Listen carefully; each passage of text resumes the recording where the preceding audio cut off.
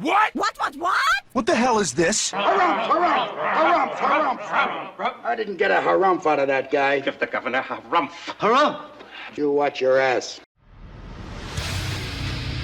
I see you shiver with anticipation. Let the show begin.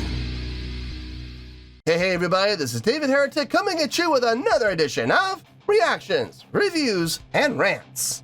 And tonight, alright, we're coming back to Jesse Kinch. Yes, indeed, Jesse Kinch fans, feeling you. Come on now.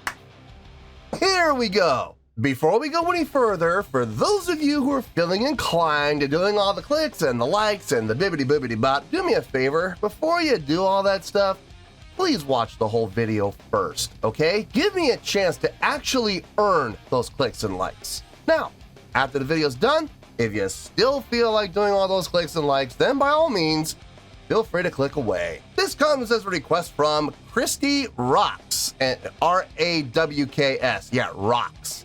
And Christy Rocks wanted to see me react to this song by Jesse Kinch called Nighttime New York City. Well, this dog made New York City. New York City. Now, have I heard the song before? No, I have not. To the best of my knowledge, this does not resonate with me in any way, shape, or form. However, there's always a possibility I may have heard the song in passing and I just don't realize it. So as always, if I start listening to the song and I suddenly go, wait a second, I recognize this song, I'll let you know. That's the truth. You know me, I'm gonna be honest with you guys. This was posted by Jesse Kinch, okay? And the video has 937 views. Not gonna get you there, sorry. Now look, I'm sure the song is fine, I'm sure the video's fine, I'm sure everything's fine. I'm just saying, 937 views, not gonna get you there. Other than that, there's really nothing else left to say. Link to the original video will be down below in the video description for your viewing pleasure at your leisure. Let's get started. What do you say? Are you ready? Are you ready? Because here we go. All right, here we go. Nighttime New York City, Jesse Kinch, live in Nashville, 2018. So hopefully this is not another one of those ridiculous, competition shows like, America's Got Talent or, American Idol or one of those other ridiculously stupid shows. Hopefully this is not the case. It doesn't look like it is, but then again, you never know. All right, let's do this. All right, boy, let's do this. Does not look like it. All right.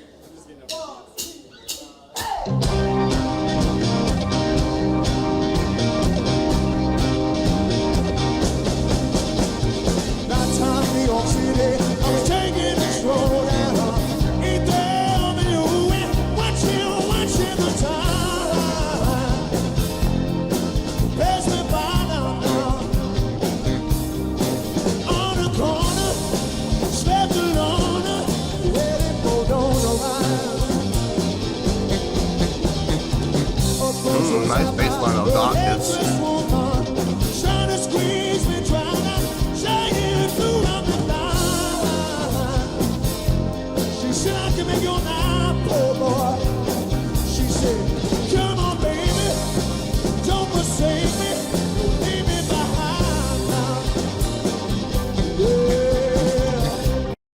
I'm digging the bass line. I think I'm digging the bass line more than anything else. Boom, bum, doodle-day, doodle-day, doom, bum, doodle-day, doodle-day. And that riff in the middle is not that hard. It's 4-5-7, 4-5-7. Doodle-day, doodle-day, da-da-da-da-da-da. It's all based around, your typical blues scale, just taking out the flat 5. So basically it's a pentatonic scale. So boom. So we're in D, okay, so we're D flat. Yeah,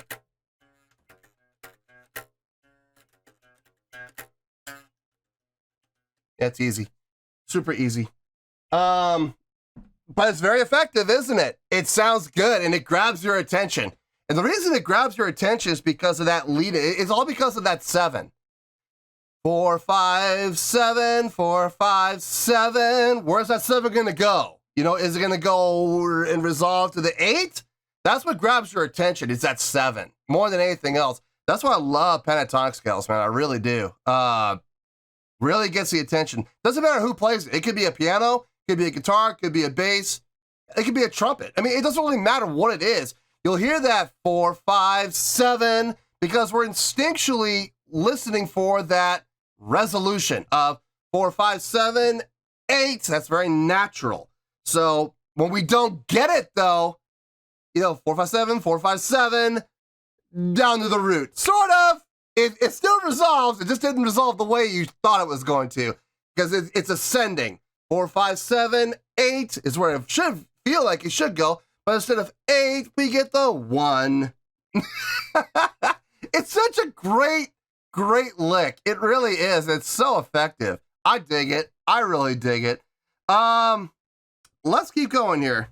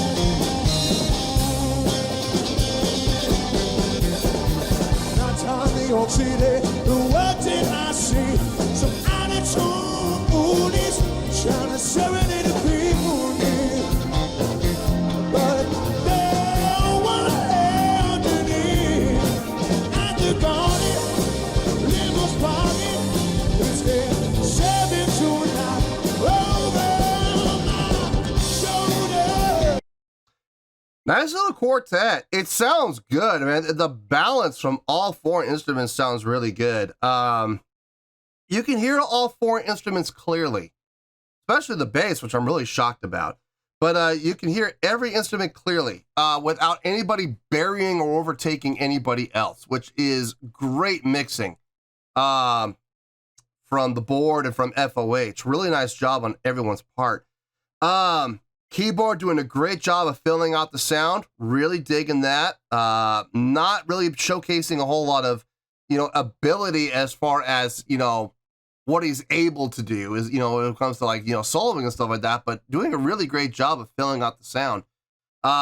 Giving the guitar player, well, giving Jesse in this case, a chance to be a little more lead oriented with his playing, not so much playing chords, but playing more like the melodic lines or, and oftentimes, a counter melodic line to his own vocals, which is really nice. I already talked about the bass coming through clearly with that riff he's got going on. Sounds really good. Locked in with the drummer. Drummer's got a really nice pattern going. Everything sounds really good across the board.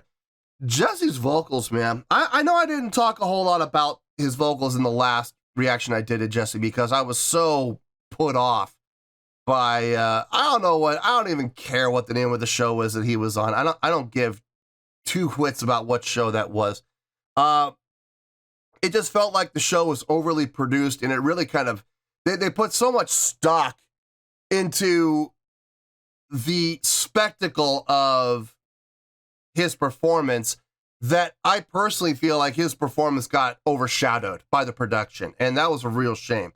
Seeing him in this setting where there's no production, it's him, it's his guitar, it's his voice, and a great backing band behind him. This is a much better representation, I feel, of what he's capable of doing, especially vocally. he's got a great voice, man. He really does. I won't say it's super impressive, but I will say it's great for what he does. There's a lot he could do with that voice. Blues rock. He could do country. He could do, you know what? I could hear him do it. I could hear him like doing some soul music, man. I really could. I could absolutely see him doing some Motown songs and having him just blasted out of the water, man. I think he would do great on some covers. The world of rock and metal, I don't know if his voice is really meant for it. I mean, maybe, possibly. I would have to hear it. But I don't know if it would do well. But everything else I listed, though, like I said, blues rock, like Texas blues, Stevie Ray Vaughan songs. Oh, dear Lord, I'll bet he could absolutely take a Stevie Ray Vaughan song and just kill it, man. I believe he would just absolutely wreck it. It'd be great. I would love to hear it. Vocally, I don't know about the guitar playing, but vocally, I mean, I absolutely believe it. Let's finish this out and we'll get to the review.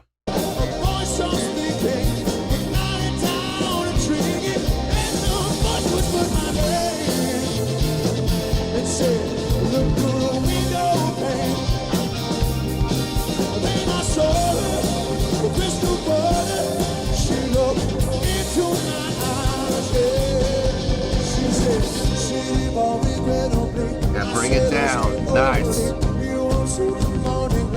She was gazing at the sky. She went down my spine. Oh yeah, she got me crazy, talking to myself. Got me crazy, talking to myself. Got me crazy, talking to myself.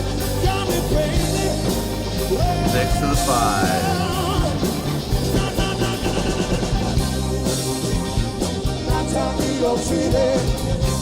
Who's singing harmony? Bass player? Who's the keyboard player? Bass player.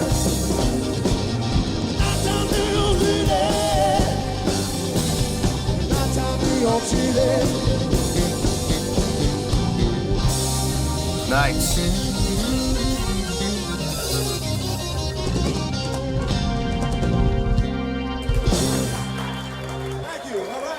Really nice. Really nice. I, believe it or not, I enjoyed that. That was fun. That was really nice to listen to. Let me get my thoughts together. I'll see you in the review and we'll talk about it. Well, there you go, folks. That was Jesse Kinch with Nighttime New York City. This was a request from Christy Rocks. Okay, got the score here, and I gotta be honest with you, folks, the score, it came to me pretty quick. I didn't have to put a whole lot of thought into this. It just took me a couple of minutes. So let's get to it. On a scale of 1 to 10, I'm gonna give that an 8.4. Yep, 8.4. I feel good about that score. Let me tell you why. Why? Unlike the last reaction I did to Jesse Kinch, where it was, you know, all about that stupid reality competition. Yeah, reality competition show. Yeah. Don't know how real it could possibly be with writers and scripts, but whatever, you know, listen, you do you, boo. No, but finally getting away from that nonsense and seeing Jesse like really doing something for him, not because some producers told him to do it this way, but because he wants to do it this way. It's a really nice change. And now we really get to see what he's capable of. You know what I mean? Without all the distractions, without all the overproduction, without everything overshadowing him, the show becoming more important than what he's doing. You know what I mean? Now we can actually hear him sing clearly. We can hear what he's really capable of in the style of music that he really wants to play. It sounds far more natural. It sounds far more relaxed. And I'm going to be honest with you, folks. I think it sounds better overall. I'm going to start with the musicians first, and I'm going to really get to Jesse. The that bass player, man, loved it. I loved everything he was doing, man. That riff he came up with was really nice with the 457, 457, with that lead-in 7, you know, giving you that anticipation and resolution up to the 8, and you never got it. Instead, he would go right back down to the 1 again. And here's the thing. I know it's the exact same note. The 8 and the 1, they're the same note. They're just an octave apart. But because it's an ascending line, 4, 5, 7, you anticipate the 8, right? Instead, he goes down to the 1. And I love it, man. I love it. I do a riff very similar to that a lot. Sometimes it's even that exact same riff. The 457, 457. Doodle-day, doodle-day. Yeah, man. It's good. I heard that riff, and I'm like, oh, so good. I know where he's going with this. I love it. That pentatonic riff. Really sounded good. Really dug it. Loved everything he did. He was really locked in with the drummer, who was playing a very nice pattern, very simple, stripped down, but solid pattern. Not overplaying, not stealing the spotlight. Even when he did his fills were even simplified, which really kind of added to the, how should I say this, the charm of the song, I suppose is a good way to put it. Really keeping the focus on Jesse where it really should be, which I appreciate. The keyboard doing a great job filling out the sound, giving Jesse a chance to kind of, you know, fiddle around on the guitar, which sounded really good in comparison. But let's stick on the keyboard for a minute. Great tone, great patch he was using, and like I said, just doing a great job of filling out the sound. Again, very much like the drummer, keeping the spotlight on Jesse where it really should have been. If anybody was in danger of stealing the spotlight from Jesse, it was going to be the bassist, and he didn't. I personally don't feel like he did. I know there are going to be people who are going to be like, "Oh, the bass player was too busy." Well, I do see the argument there. I do see where they're coming from. Me personally, I think what the bass player was playing was just fine. You know, me being a bassist, though, you know, I'm a little partial to the bass, so I'm not going to sit here and say I'm totally impartial when it comes to that. No, I'm not. I'll be the first to admit I really dug what the bass player was doing. But I do see the argument that maybe he could have been overplaying a little bit. I do see how people could feel that way. So if people do feel that way, I'm not going to argue. It's their opinion. Jesse, okay, his guitar playing. Let's start with that. Really nice, stripped down, nothing all that impressive, nothing all that fancy. Even when he did that little guitar solo, it wasn't very long. But even when he did that little guitar solo, I wouldn't really say anything was all that impressive. I've heard other guitar players play far more impressively than what he did. But what he played fit the song. What he played fit the context and the mood and the feel and the tone of the song. If he had gone into a total shred fest, it would not have fit at all. It would have stuck out like a sore thumb. So I'm glad he didn't do that. Is he capable of doing that? I don't know. I don't know if he's capable of shredding or not. I've never heard him do it, so I really can't say one way or the other. All I can say is what I heard him play on this song fit really well. In between the counter melodic lines that he came up with and the chords he was playing, really nice. Really, really nice. Vocally, this was probably the strong point for me. I made the comments on the first reaction of his vocal ability. It sounds like he's got great diction, sounds like he's got great power, sounds like he's got great projection, sounds like he's got great valve formation, sounds like he's got a good tone for the style of music that he specializes in. And again, copy and paste. Exactly what I said in the last reaction regarding his voice. Only even more so because now I could hear his voice clear as day without a whole bunch of production behind him, you know, overshadowing him and you know, kind of drowning him out. No, I heard his voice clear as day in this one, and it sounds even better. His voice is definitely geared toward the style of music that he sings and plays, without question. Country, blues, rhythm and blues, blues rock even. I could totally see him doing any of these things, and I'll even take a step further. I think he could do some of that old like Motown like soul music, man. I think he really could. I think he could take some covers from some of those artists, and he could just absolutely blow them out of the water.